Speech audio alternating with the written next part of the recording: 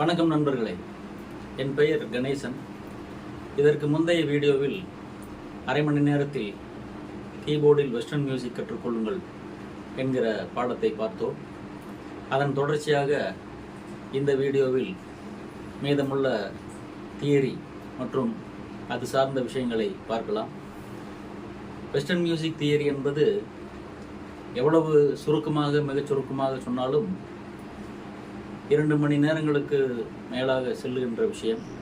அரை மணி நேரத்தில் அதை சுருக்குவோமானால் நிறைய விஷயங்கள் விட்டு போய்விடும்.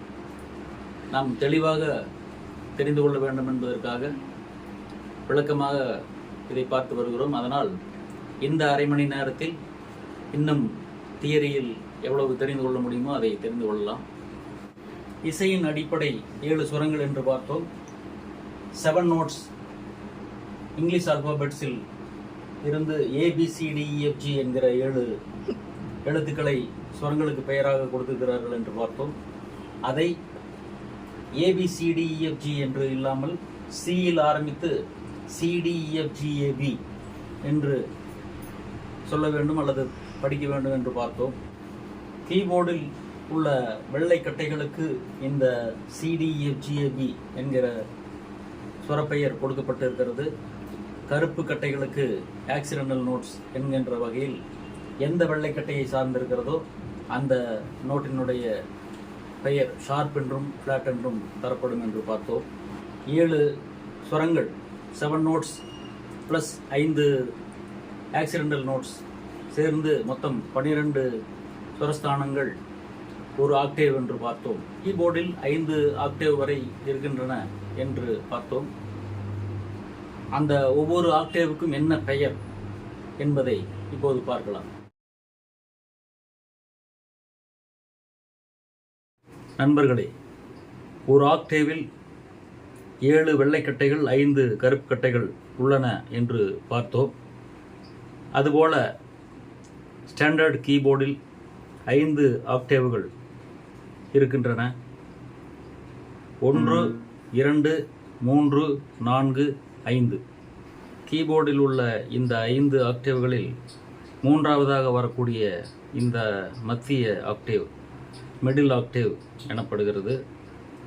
இதில்தான் மிடில் C என்கிற C3 நோட் இருக்கிறது. இந்த மிடில் ஆக்டேவ் மிகவும் முக்கியமானது. இந்த மிடில் ஆக்டேவில் தான் சாதாரணமாக நாம் செவியால் உணர்ந்து கேட்கக்கூடிய சத்தங்கள் தோன்றுகின்றன. மிகவும் தொனி குறைவான லோ பிட்ச் உள்ள சத்தங்கள் இந்த மிடில் ஆக்டேவிற்கு கீழே உள்ள ஆக்டேவ்களிலிருந்து தோன்றுகின்றன. தொனியில் அதிகமான பிட்சில் உயரமான சத்தங்கள் இந்த மிடில் ஆக்டேவிற்கு மேலே உள்ள ஆக்டேவ்களிலிருந்து தோன்றுகின்றன. கீபோர்டில் உள்ள இந்த ஆக்டேவ்களின் பெயர்களை மிக எளிமையாக 3ஆவதாக உள்ள இந்த ஆக்டேவை மிடில் ஆக்டேவ் என்றும், அதற்கு கீழே உள்ள 2ஆவதாக வருகின்ற ஆக்டேவை லோவர் ஆக்டேவ் என்றும், இந்த 3ஆவது ஆக்டேவுக்கு அடுத்து வருகின்ற 4ஆவது ஆக்டேவ் ஹையர் ஆக்டேவ் என்றும் குறிப்பிடலாம். இந்த கீபோர்டின் முதல் ஆக்டேவ் லோயஸ்ட் ஆக்டேவ் என்றும், இந்த கீபோர்டின் 5ஆவது ஆக்டேவ் ஹையஸ்ட் ஆக்டேவ் என்றும் எளிமையாக குறிப்பிடலாம். ஆங்கிலத்தில் ஆக்டா என்றால் 8 என்று பொருள். 7 சுரங்களை தாண்டி 8ஆவது சுரமாகிய அடுத்த ஸ்தாயினுடைய சுரத்தை எட்டுவதனால் இதற்கு ஆக்டேவ் என்று பெயர் உண்டாகியிருக்கிறது. ABCDEFG என்கிற 7 சுரங்களின் பெயர்கள் இந்த கீபோர்டின் எந்தெந்த சுரக்கட்டைகளுக்கு வைக்கப்பட்டிருக்கின்றன என்று ஏற்கனவே பார்த்தோம். 2 கருப்பு கட்டைகளுக்கு முன்பாக வருகின்ற வெள்ளைக்கட்டை C என்று அழைக்கப்படுகிறது. அப்படியானால் இந்த கீபோர்டில் 5 ஆக்டேவ்களில் 5 C நோட்ஸ் இருக்கின்றன. முதலாவது ஆக்டேவில் வருகின்ற C1 என்று குறிப்பிடப்படுகிறது.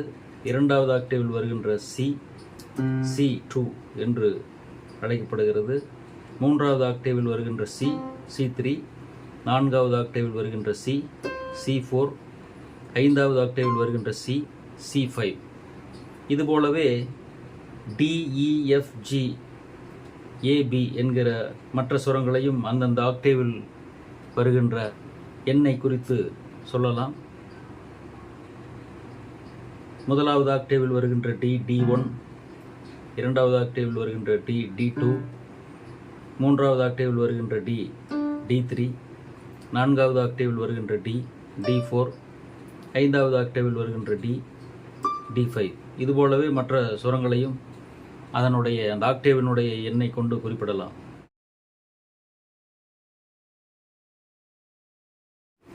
பொதுவாக ஆக்டேவ் என்பது எந்த ஒரு சுரத்தை எடுத்துக்கொண்டாலும் அந்த சுரத்திலிருந்து 13வது சுரம் வரை இருக்கிற இடைவெளிதான் ஆக்டேவ் எனப்படுகிறது.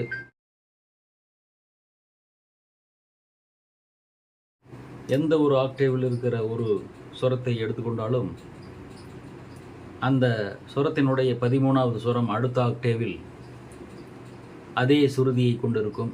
சுரத்தினுடைய ஒளி அதிர்வு எண் ஹெர்ட்ஸ் என்ற அலகுகளால் குறிப்பிடப்படுகிறது. ஒரு ஆக்டேவில் உள்ள ஒரு சுரத்தினுடைய ஹெர்ட்ஸ் வேல்யூ அடுத்த ஆக்டேவில் வருகின்ற அதே சுரம் 2 மடங்காக ஆகிறது. உதாரணத்திற்கு முதலாவது ஆக்டேவில் வருகின்ற C1 என்கிற சுரத்தினுடைய ஹெர்ட்ஸ் வேல்யூ 100 என்று எடுத்துக்கொண்டால் அடுத்த ஆக்டேவில் வருகின்ற C என்கிற நோட்டினுடைய ஹெர்ட்ஸ் வேல்யூ 200 ஆகிறது. அதுவே அடுத்த ஆக்டேவிற்கு வரும்போது 200 என்பது 2 மடங்காக ஆகி 400 என்கிற ஹெர்ட்ஸ் அளவை எட்டு விடுகிறது. இதுபோலவே இந்த கீபோர்டில் இருக்கிற எந்த சுரக்கட்டையானாலும் அந்த ஆக்டேவில் இருக்கக்கூடிய அந்த சுரக்கட்டையினுடைய ஹெர்ட்ஸ் வேல்யூ அடுத்த ஆக்டேவிற்கு செல்லும்போது 2 மடங்காக இருக்கும். இங்கே சுரத்தை நோட் என்று குறிப்பிடுகிறோம். ஒரு நோட்டினுடைய வேல்யூ ஹாஃப் ஸ்டெப் அல்லது செமிடோன் என்று குறிப்பிடப்படுகிறது. ஹாஃப் நோட் என்பது செமிடோன், ஹோல் நோட் என்பது 2 செமிடோன்கள். மனித குரலினால் மிடில் ஆக்டேவ் மற்றும் லோவர் ஆக்டேவ், அடுத்து ஹையர் ஆக்டேவ், 2, 3, 4வது ஆக்டேவ்களில் உள்ள சுரங்களை மட்டுமே பாட முடியும். கீபோர்டில் உள்ள முதல் ஆக்டேவ் அல்லது 5வது ஆக்டேவ் இவற்றில் உள்ள சுரங்களை இசைக்கருவிகளால் மட்டுமே வாசிக்க இயலும்.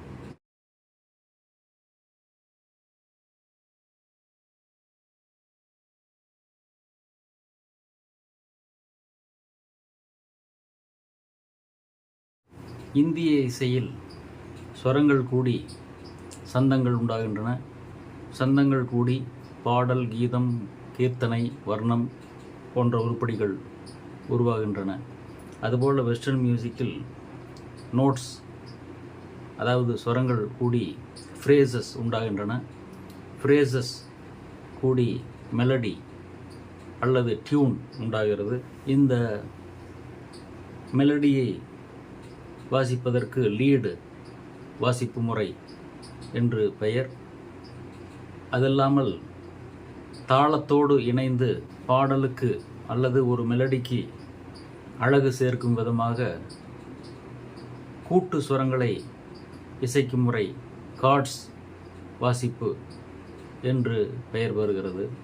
மெலடி என்கிற மெயின் டியூன் வாசிக்கப்படும் போது அதை அழகுபடுத்துவதற்காக கார்ட்ஸ் வாசிப்பது வெஸ்டர்ன் மியூசிக்கில் வழக்கமாக இருக்கிறது. அதே சமயம் ஒரே நேரத்தில் 2-3 டியூன்களை கலந்து வாசிக்கும் முறையும் இருக்கிறது. அதற்கு கவுண்டர் பாயிண்ட் என்று பெயர்.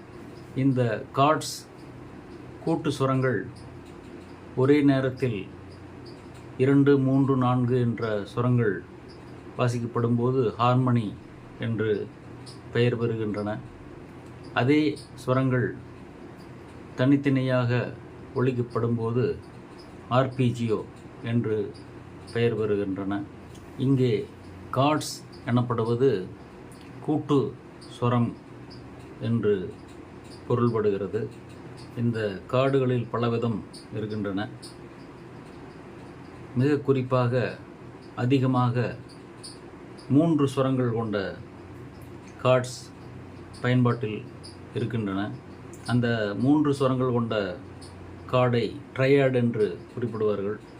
ஒரு ஸ்கேலினுடைய அல்லது ஒரு மோடினுடைய முதலாவது டிகிரி, அதாவது முதல் சுரஸ்தானம் ரூட் நோட் எனப்படும்.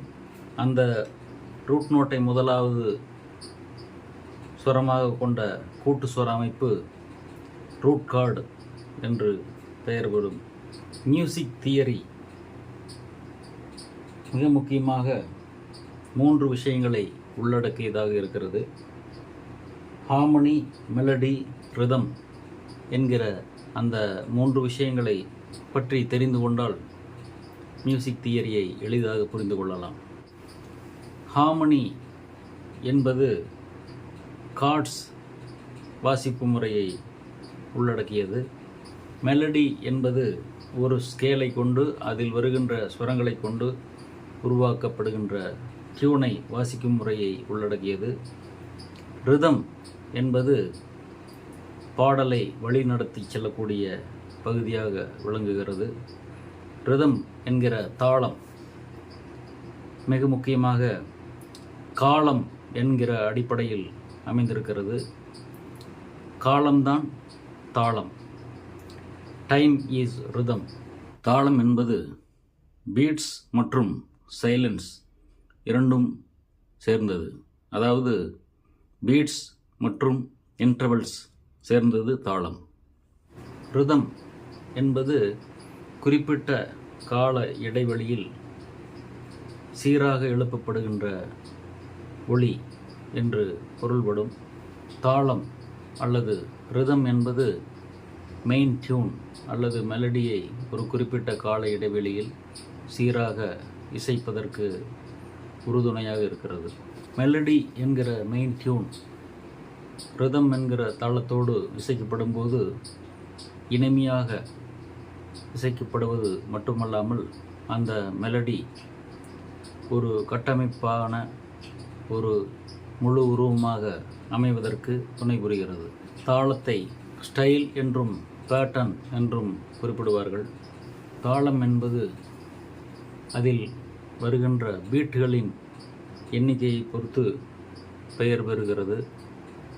வெஸ்டர்ன் மியூசிக்கில் குறிப்பாக 3 விதமான தாளங்கள் கையாளப்படுகின்றன. 2/4, 3/4, 4/4 என்பன அவை. தாளத்தினுடைய வேகத்தை டெம்போ என்று குறிப்பிடுவார்கள். அந்த டெம்போவினுடைய எண் மதிப்பு பிபிஎம் என்ற அளவினால் குறிப்பிடப்படும். பிபிஎம் என்பது பீட்ஸ் பர் மினிட் என்று பொருள்படும். பொதுவாக ரிதம் என்பது சீரான கால இடைவெளியில் எழுப்பப்படுகின்ற ஒலி என்று பொருள்படும். இதற்கு உதாரணமாக நமது இதய துடிப்பை சொல்லலாம். இதயம் சீராக குறிப்பிட்ட கால இடைவெளியில் துடித்து கொண்டிருக்கிறது. அதுபோல கடிகாரத்தின் இயக்கம், தண்டவாளத்தின் மீது ரயில் செல்லும்போது ஏற்படுகின்ற ஒலி, அதுபோல சீராக இயங்கிக் கொண்டிருக்கிற இயந்திரத்தின் ஒலி, இதுபோல பல உதாரணங்களை சொல்லலாம். சங்கீதம் கற்றுக்கொள்பவர்களுக்கு தாள ஞானம் மற்றும் சுருதி ஞானம் இரண்டும் மிக முக்கியமானவை. நண்பர்களே, சுரங்களின் பெயர்களையும் அந்த சுரங்கள் கீபோர்டில் எங்கு இருக்கின்றன என்பதையும் தெரிந்து கொண்டோம். அதுபோக வெஸ்டர்ன் மியூசிக்கில் 2 விதமான மிக முக்கியமான ஸ்கேல்ஸ் இருக்கின்றன என்று பார்த்தோம். மைனர் மற்றும் மேஜர் ஸ்கேல் என்பன அவை. அதில் மேஜர் ஸ்கேல், அதிலும் குறிப்பாக சி மேஜர் என்கிற அந்த முதல் ஸ்கேலில்தான் பாடங்களை ஆரம்பிப்பது வழக்கம். அந்த சி மேஜர் ஸ்கேலை 3வது ஆக்டேவில் வாசிப்பது வழக்கம். 3வது ஆக்டேவில் தான் C3 என்கிற மிடில் சி இருக்கிறது. இந்த மிடில் சி என்ற ஸ்வரம் மிக முக்கியமானது என்று ஏற்கனவே பார்த்திருக்கிறோம். ஏனென்றால் இந்த கீபோர்டு அல்லது பியானோவை இரு கைகளினாலும் வாசிக்கும் முறை இருக்கிறது. இரு கைகளினாலும் வாசிக்க வேண்டியிருப்பதால் இந்த கீபோர்டு அல்லது பியானோவை இரு கைகளுக்கும் உரிய பகுதிகளை பிரித்து காட்ட வேண்டியிருக்கிறது. அதனால் இந்த மிடில் சி என்கிற சுரக்கட்டை மிக முக்கியமான இடம் பெறுகிறது.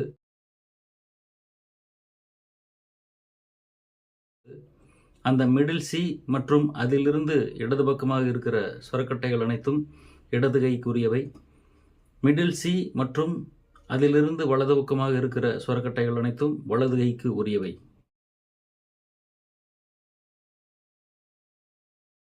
வலது மற்றும் இடது கைகளினால் இந்த கீபோர்டில் உள்ள சுரக்கட்டைகளை எந்தெந்த விரல்களை கொண்டு வாசிக்க வேண்டும் என்பதை பார்க்கலாம். வலது கையின் 5 விரல்கள் மற்றும் இடது கையின் 5 விரல்கள் ஆக எல்லா விரல்களையும், எல்லா 10 விரல்களையும் கொண்டு இந்த கீபோர்டில் உள்ள சுரக்கட்டைகளை வாசிக்க வேண்டும். எந்தெந்த விரல்களுக்கு எந்தெந்த சுரக்கட்டைகள் என்பதை தெரிந்து கொள்வதற்கு முன்பாக கை விரல்களுக்கு எண் நம்பர் கொடுத்து விடலாம்.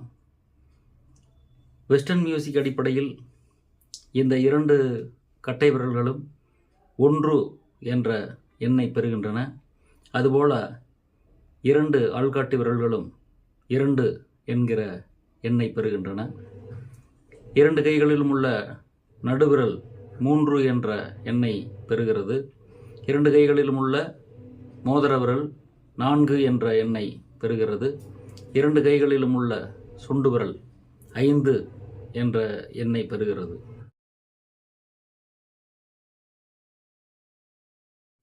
ஒன்று, 2, 3, 4, 5 மேஜர் ஸ்கேல் பேட்டர்ன் ஃபார்முலா படி சி மேஜர் என்கிற scale whole note, whole note, half note, whole note, whole note, whole note, half note என்கிற பேட்டர்ன் படி CDEFGAB என்கிற அனைத்து நேச்சுரல் கீஸ் அமைகிறது. இந்த CDEFGAB என்கிற ஸ்வரங்களோடு அடுத்த ஆக்டேவ், அதாவது 4வது ஆக்டேவில் உள்ள சி என்கிற ஸ்வரத்தையும் சேர்த்து 8 ஸ்வரங்களாக அசெண்டிங் டிசெண்டிங் வாசிப்பது வழக்கம். அசெண்டிங் என்றால் ஏறு வரிசை என்றும், டிசெண்டிங் என்றால் இறங்கு வரிசை என்றும் ஏற்கனவே பார்த்திருக்கிறோம். அசெண்டிங் என்பது ஸ்வரங்களை வரிசையாக ஏற்று வரிசையில் வாசிப்பது.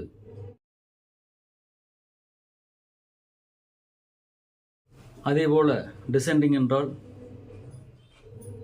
மேலிருந்து கீழாக எல்லா ஸ்வரங்களையும் இறங்கு வரிசையில் வாசிப்பது.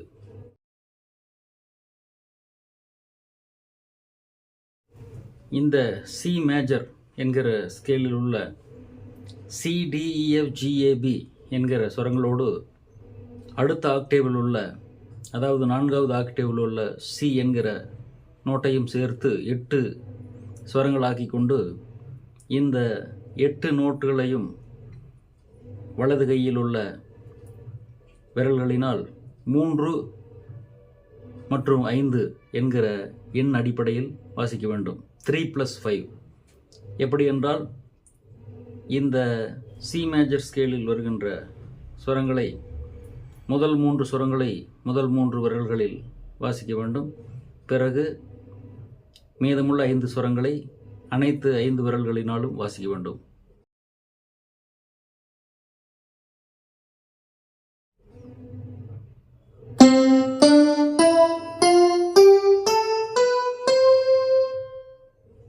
+5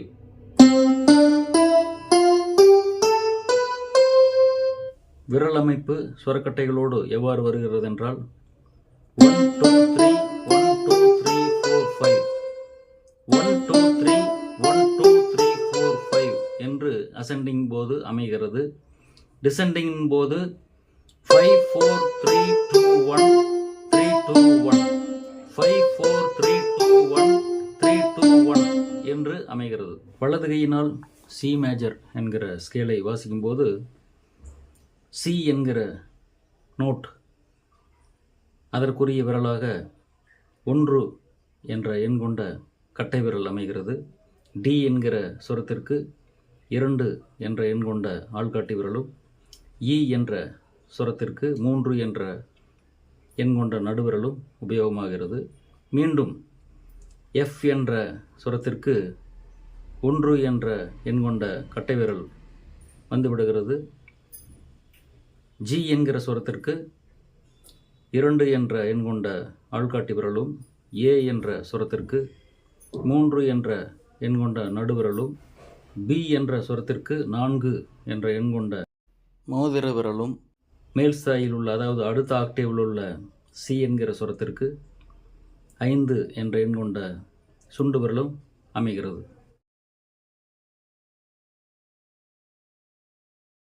இடது கையினால் சி மேஜர் ஸ்கேலை வாசிக்க துவங்கும்போது 2வது ஆக்டேவில் உள்ள C2 என்கிற சுரத்தில் ஆரம்பிக்க வேண்டும். 2வது ஆக்டேவில் உள்ள C2 என்கிற சுரத்தின் மீது 5 என்ற எண் கொண்ட சுண்டு விரல் அமைகிறது. டி என்கிற சுரத்தின் மீது 4 என்ற எண் கொண்ட மோதிர விரல் அமைகிறது. இ என்கிற சுரத்தின் மீது 3 என்ற எண் கொண்ட நடுவிரல் அமைகிறது. எஃப் என்கிற சுரத்தின் மீது 2 என்ற எண் கொண்ட ஆள்காட்டி விரல் அமைகிறது. ஜி என்கிற சுரத்தின் மீது 1 என்ற எண் கொண்ட கட்டை விரல் அமைகிறது. மீண்டும் ஏ என்கிற சுரத்தின் மீது 3வது எண் கொண்ட நடுவிரலும், பி என்கிற சுரத்தின் மீது 2வது எண் கொண்ட ஆள்காட்டி விரலும், மிடில் சி என்கிற ஹையர் ஆக்டேவ் சி என்கிற நோட்டின் மீது 1 என்கிற கட்டை விரலும் அமைகிறது. இந்த இடது கையினால் சி மேஜர் ஸ்கேலை 5+3 என்கிற எண்கள் அல்லது எண் கொண்ட விரல்களின் அடிப்படையில் வாசிப்பார்கள்.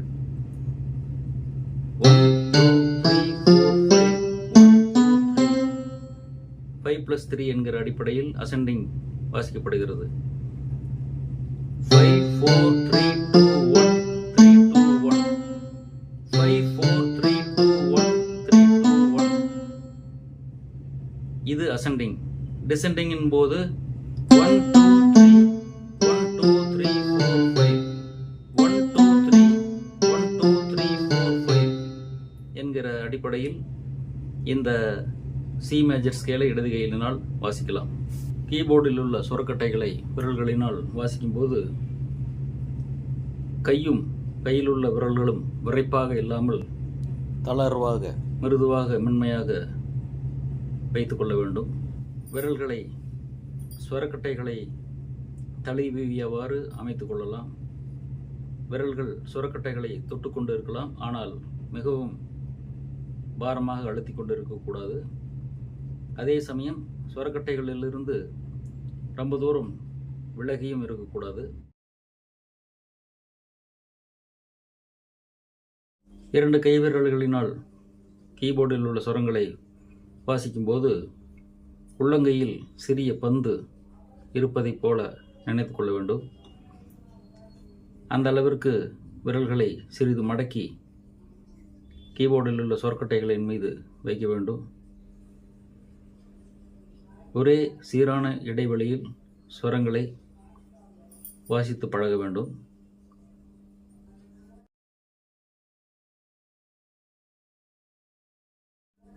வலது கையினால் வாசிக்கும்போது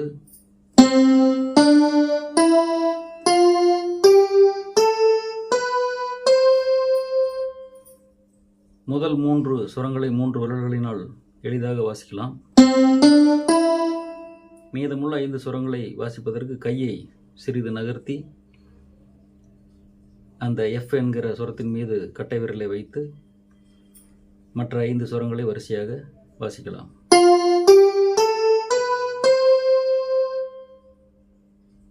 இது அசெண்டிங் வாசிக்கும் முறை. டிசெண்டிங்கின் போது சுண்டு விரலில் சுரங்களை வாசிக்க துவங்க வேண்டும். 4வது ஆக்டேவில் உள்ள C4 என்கிற சுரத்தில் இருந்து ஆரம்பிக்க வேண்டும். 5 4 3 2 1 என்று மேலிருந்து கீழாக 5 சுரங்களை 5 விரல்களினால் வாசித்துவிட்டு மீண்டும் ஈ என்கிற சுரத்திற்கு நடுவிரலை கொண்டு வர வேண்டும். 3 2 1 என்று வாசித்து நிறைவு செய்யலாம். அசெண்டிங் மற்றும் டிசெண்டிங் 2 முறையையும் வலது கையினால் எவ்வாறு வாசிக்கலாம் என்பதை மீண்டும் ஒரு முறை பார்க்கலாம். 1 2 3 1 2 3 4 5 5 4 3 2 1 3 2 1.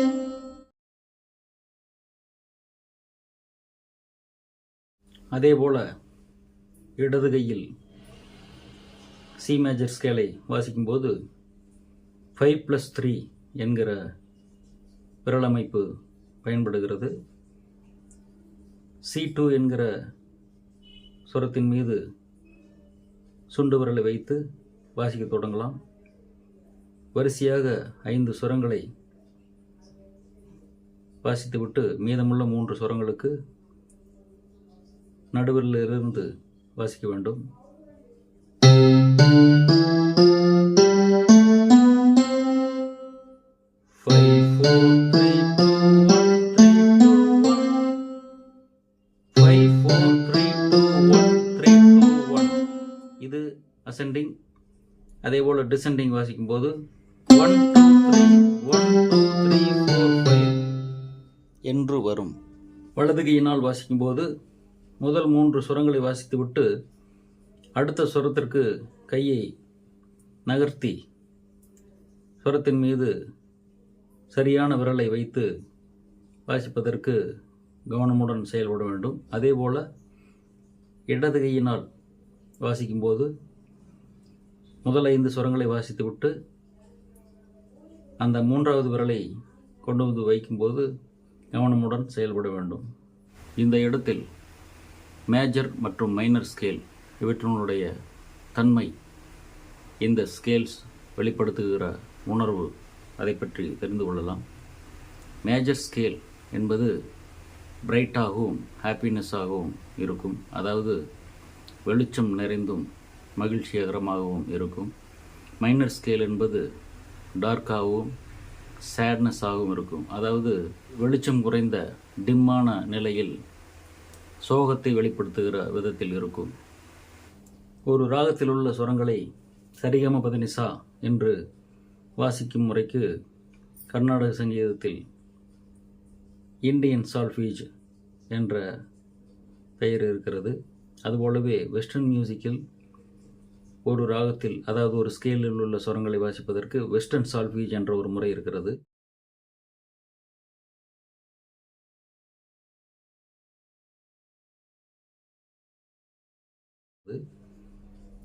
அது தோ ரே மீ ஃபா சோ லா டி தோ என்று அமைகிறது.